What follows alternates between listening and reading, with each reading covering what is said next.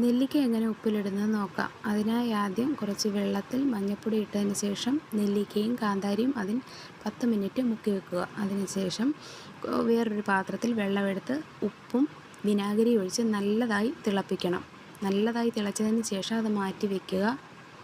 പിന്നെ ആദ്യം നമ്മൾ 10 മിനിറ്റിന് മുമ്പ് മാറ്റി വെച്ചിരുന്ന നെല്ലിക്കയും കാന്താരിയും ഇതുപോലെ ഒരു കിഴുത്തിയുള്ള പാത്രത്തിലിട്ട് വെള്ളം പോയതിന് ശേഷം ഒരു കോട്ടൺ തുണിയിൽ ഇതുപോലെ വിരിച്ചിടണം.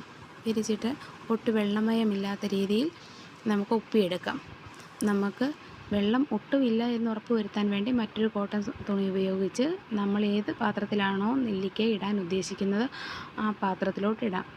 ആ പാത്രം നല്ല വൃത്തിയായി തുടച്ച് വെയിലുണ്ടെങ്കിൽ വെയിലത്തൊക്കെ വെച്ച് നല്ലതായി ഉണക്കി വേണം ഉപയോഗിക്കുവാൻ.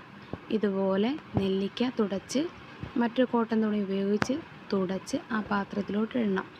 നെല്ലിക്കയും കാന്താരിയിലും ഒരു ശകലം പോലും വെള്ളം കാണാൻ പാടില്ല. അങ്ങനെ വെള്ളം ഉണ്ടെങ്കിൽ നമുക്ക് കൂടുതൽ ദിവസങ്ങൾ ഇരിക്കില്ല. ഇതുപോലെ നല്ലതായി തുടച്ച് ഉപയോഗിച്ചാൽ വർഷങ്ങളോളം കേടുകൂടാതെ ഇരിക്കും. ഉപയോഗിക്കുന്ന പാത്രത്തിലും ഒന്നും വെള്ളം കാണാൻ പാടില്ല.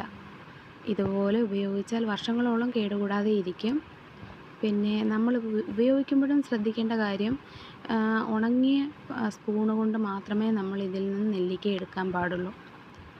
ഇത് എപ്പോഴാണോ ഉപയോഗിക്കുന്നത്, ഇത് പച്ചക്ക് ഇട്ടേക്കുന്നത് കൊണ്ട് നമുക്കൊരു 6 മാസം കഴിഞ്ഞ് ഒക്കെ എടുത്താൽ മതി. എപ്പോഴും അതിനകത്ത് നല്ലതായിട്ട് ഉപ്പും എരിയും എല്ലാം നന്നായി പിടിച്ച് വൃത്തിയായി ഇരിക്കും.